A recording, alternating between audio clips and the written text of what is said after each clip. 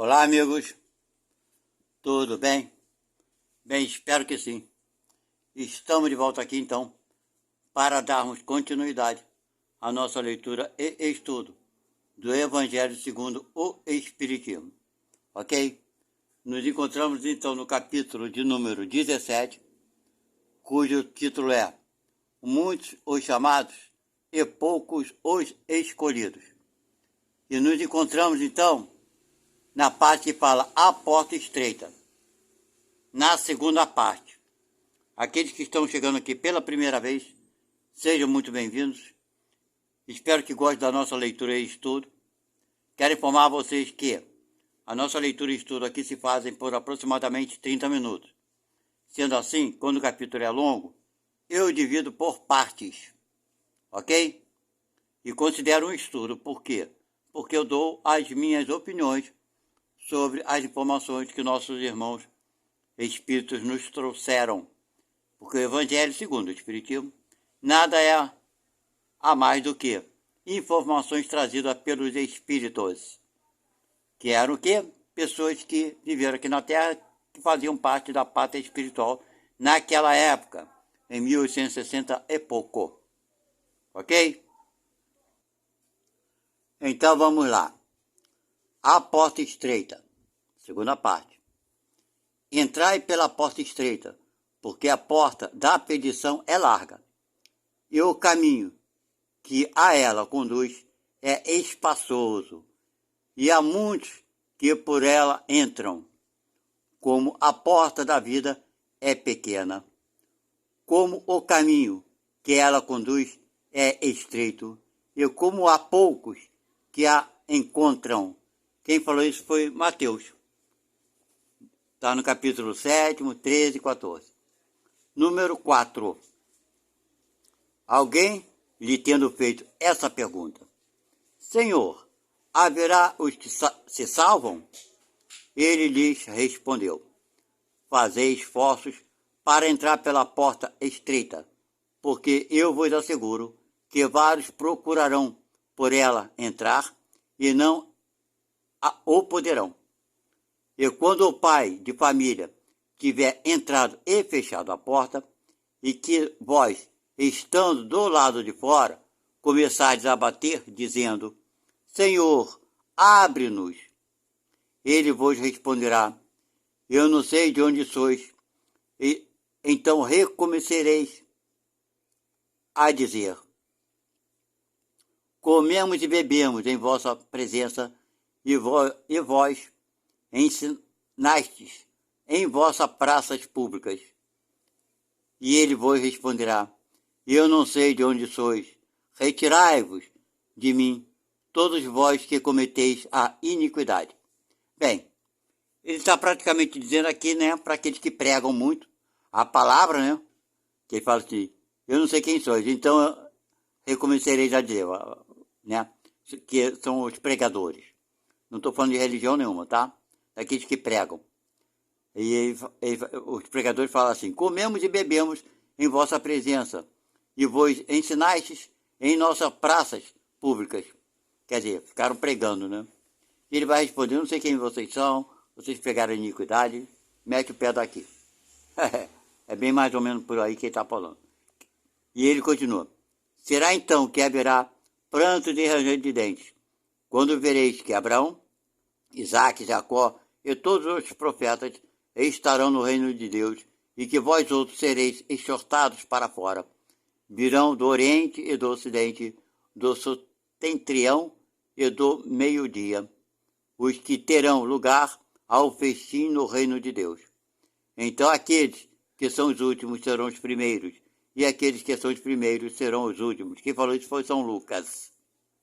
Bem, gente, está fazendo aqui uma referência, né? Há aqueles que pregam, mas não põem em prática. Não é verdade?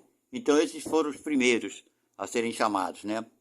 A pregar, mas não colocaram em prática. E os últimos são aqueles que não foram chamados, mas que, no entanto, mesmo se ouvir a palavra de Deus e de Jesus, etc e tal, foram aqueles que fizeram um trabalho para o próximo, que se doaram, independente de qualquer crença ou religião.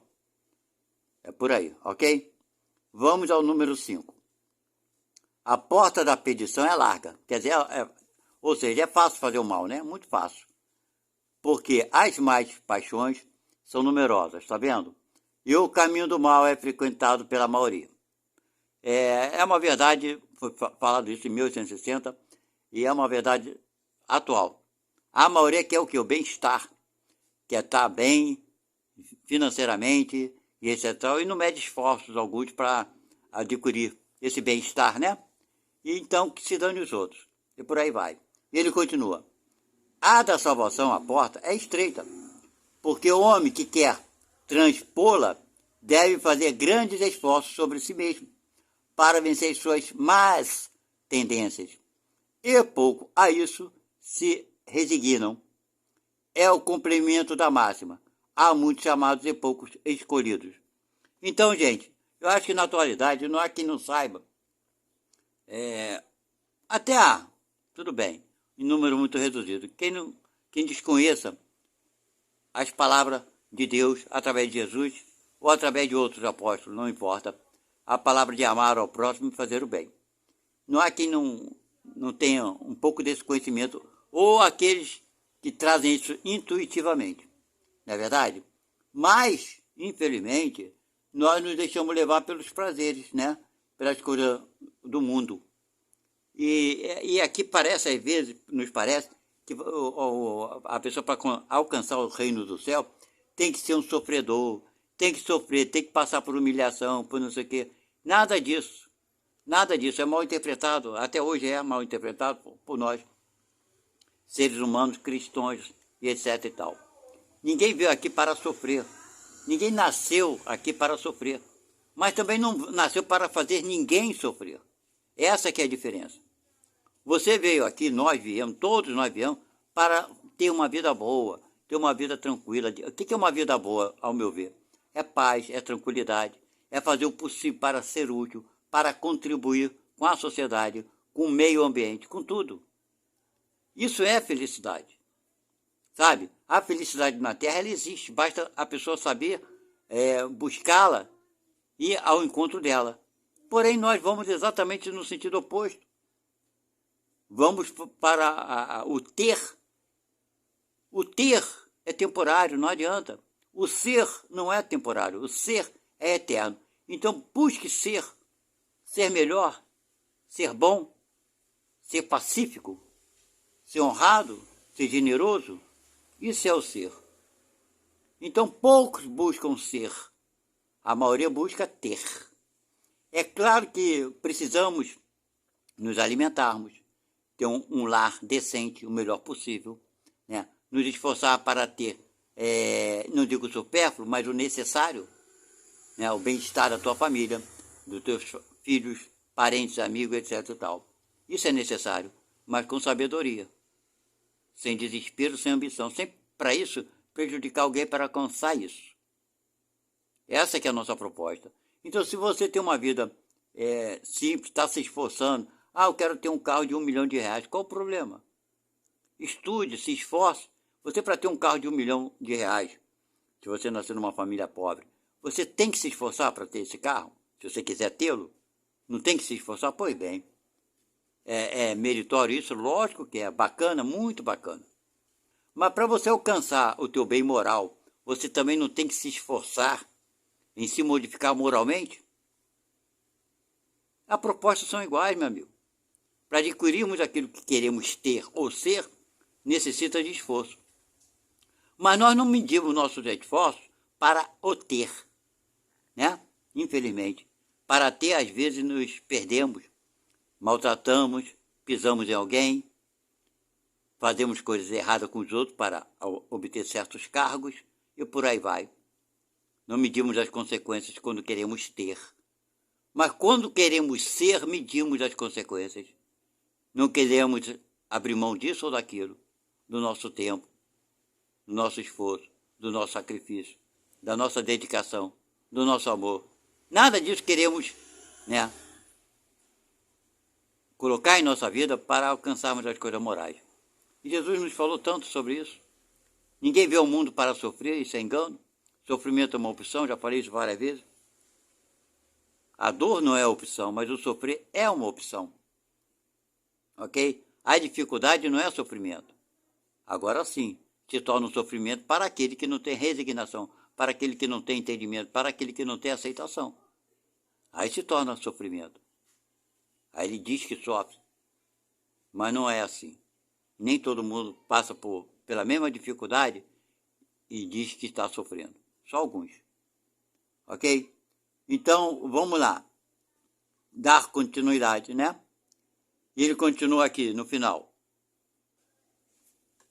Vocês releiam esse trechinho aqui que eu esqueci de descer a câmera. Ok? Eu já falei sobre esse número 5. Vamos aqui ao número... ao mesmo número, né? No outro parágrafo. E ele continua. Tal é o estado atual da humanidade terrestre, porque a Terra, sendo um mundo de expiação, o mal nela predomina. Então ainda é assim, né? Quando ela estiver transformada, o caminho do bem será o mais frequentado. Isso quando ela estiver transformada, minha gente. Então falta bastante tempo, né? Essas palavras, pois, devem entender-se em seu sentido relativo e não no seu sentido absoluto. Ok? Se tal devesse ser o estado normal da humanidade, Deus teria voluntariamente votado a perdição à imensa maioria de suas criaturas. Suposição inadmissível, desde que se reconhece que Deus é todo justiça e todo bondade. Bem, gente, então nós estamos vendo aqui que é impossível de haver um castigo, conforme falar ranger de dente, coisa e tal, num mundo onde estamos aprendendo a lidar com essas diferenças de dificuldades que nós mesmos trazemos dentro de nós. Então, se a gente entende, dentro das religiões, que Deus é o quê? Justiça e bondade, ele não pode, né, condenar um filho por um erro que seja. Muito pelo contrário, ele vai dar oportunidade.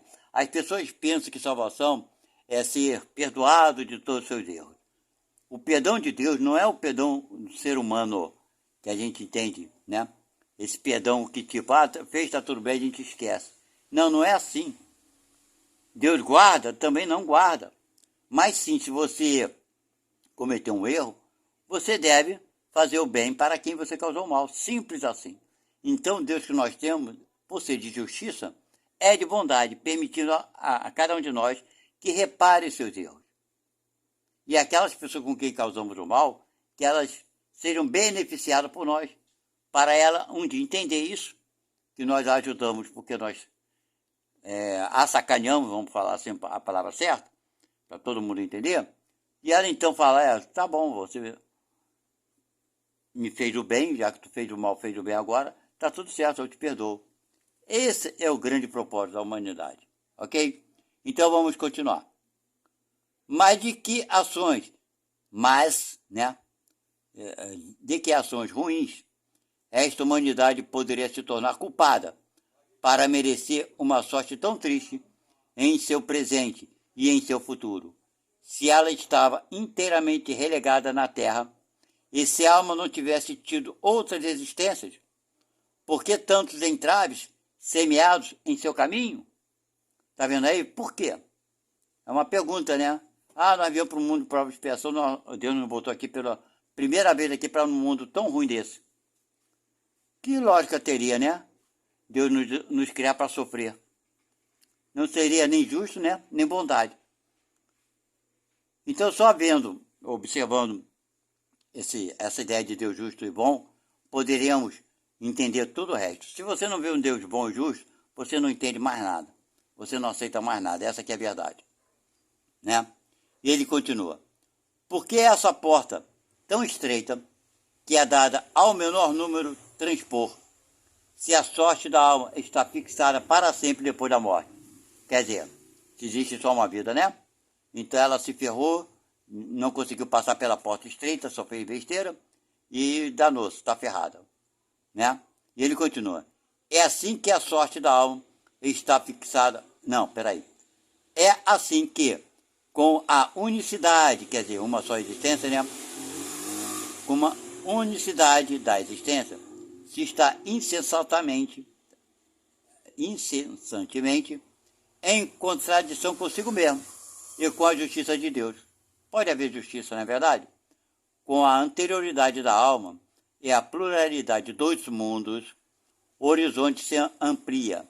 A luz se faz sobre os pontos mais obscuros da fé.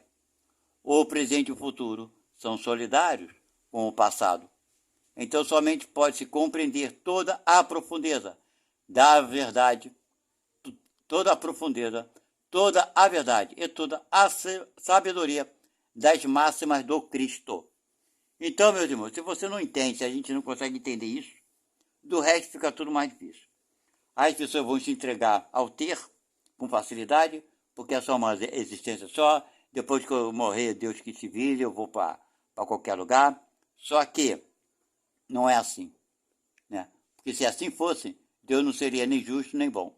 Se nós tivéssemos sido colocados em uma só vida no tempo atual, ainda assim, com todos os problemas mundiais que existem hoje, com as guerras, com a fome, com a miséria, com tudo que existe, ainda seria um tempo muito melhor do que quem nasceu aqui há 2000 anos atrás, na época de Jesus ou antes. Porque naquela época, que conforto tínhamos? Quais eram os privilégios que temos hoje? Né? Alimentação, saúde, tudo mais, tecnologia e tudo mais. Então Deus teria sido muito ruim para aqueles que nasceram há 2000 anos atrás. E foi melhor para a gente, não foi? E Deus foi ruim para a gente também, porque quem vai nascer aqui no planeta Terra, lá para o ano 3000, terá uma vida muito melhor do que a nossa atual. Ou estou enganado?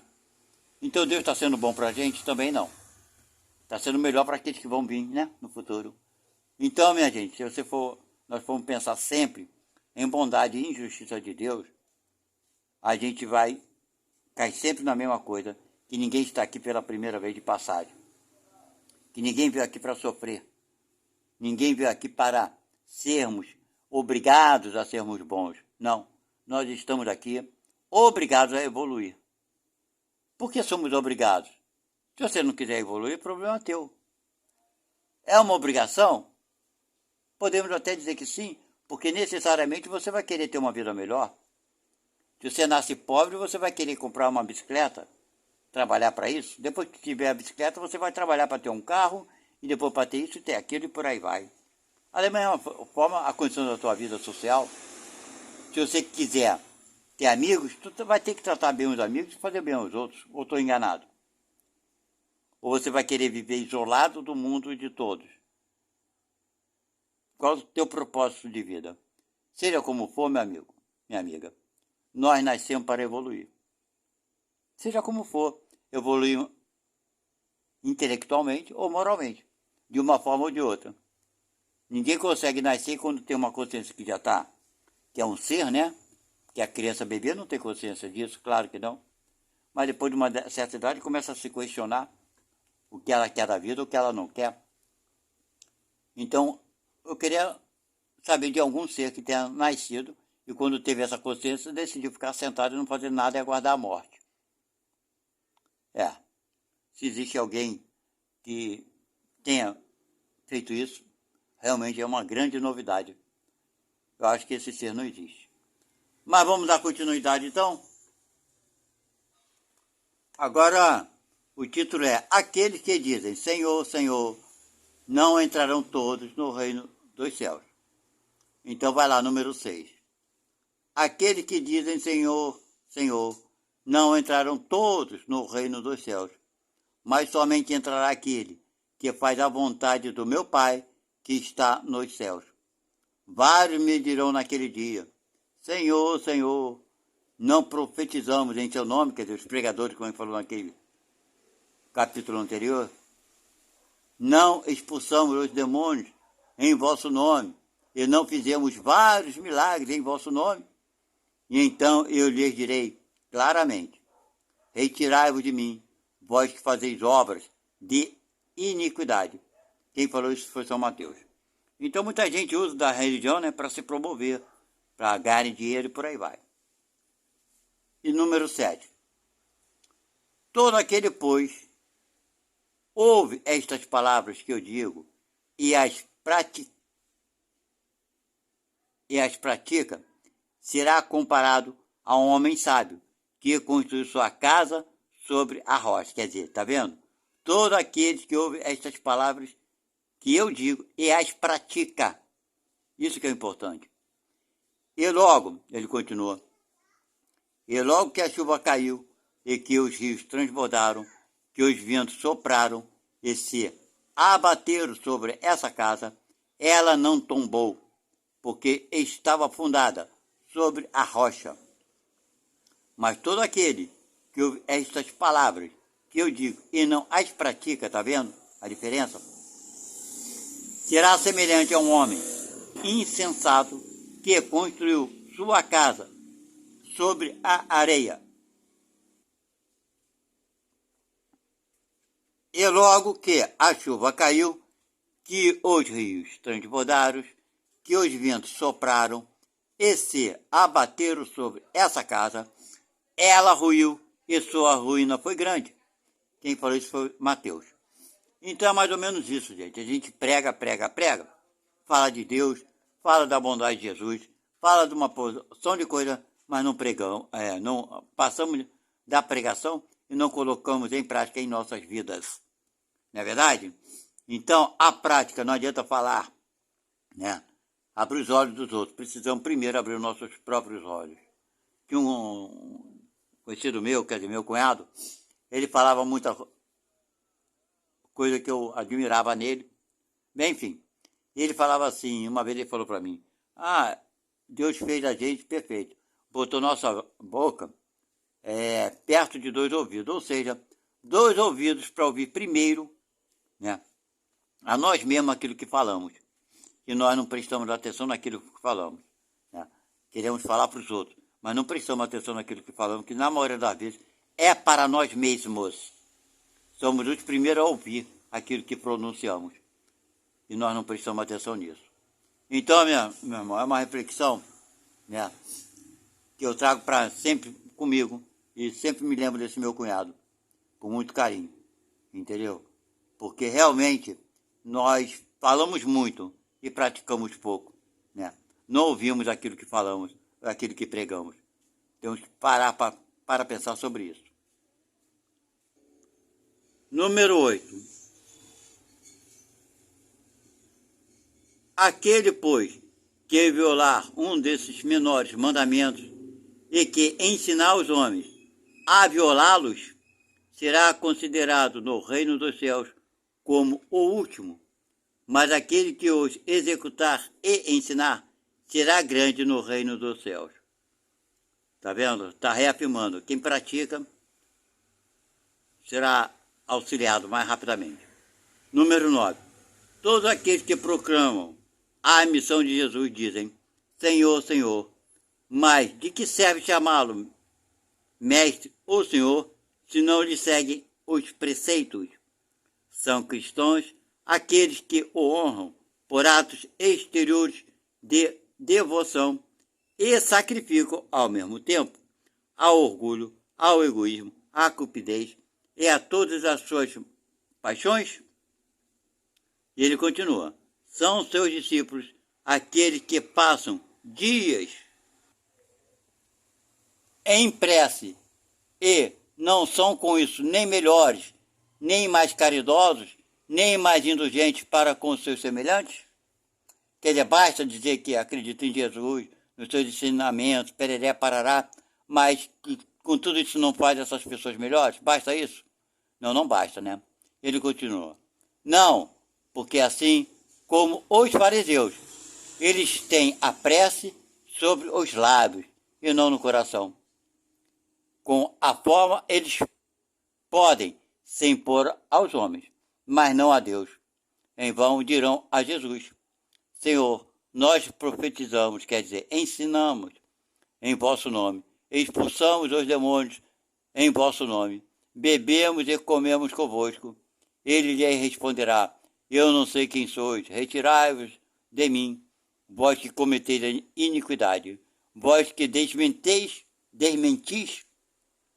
as vossas palavras com as vossas ações, que caluniais o vosso próximo, que expolias as viúvas e cometeis o adultério.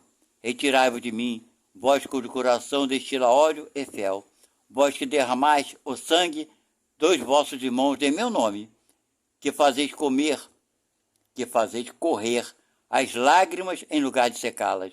Para vós haverá prantos e ranger de dentes, porque o reino de Deus é para aqueles que são dóceis, humildes e caridosos.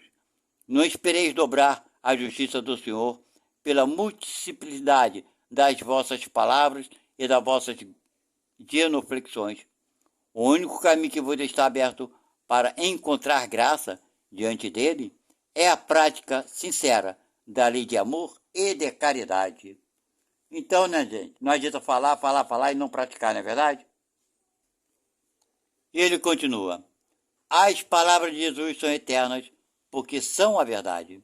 Elas são não somente a salvaguarda da vida celeste, mas a garantia da paz, da tranquilidade e da estabilidade nas coisas da vida terrestre.